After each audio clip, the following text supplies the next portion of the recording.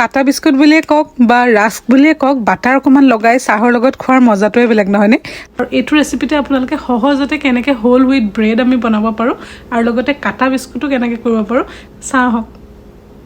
প্ৰথমে এয়া মই 2 কাপ আটাত অকণমান ইষ্ট অকণমান চেনি নিমখ আৰু অকণমান তেল আৰু গাখীৰ দি মই মঠিছোঁ আপোনালোকে দৰকাৰ হ'লে দৈৰ পানী দিও মঠিব পাৰে আৰু এয়া আটা দি বনাইছোঁ যিহেতু প্ৰুফ কৰাৰ পিছতো বহুত বেছি ফুলি নাযায় ময়দাৰ নিচিনা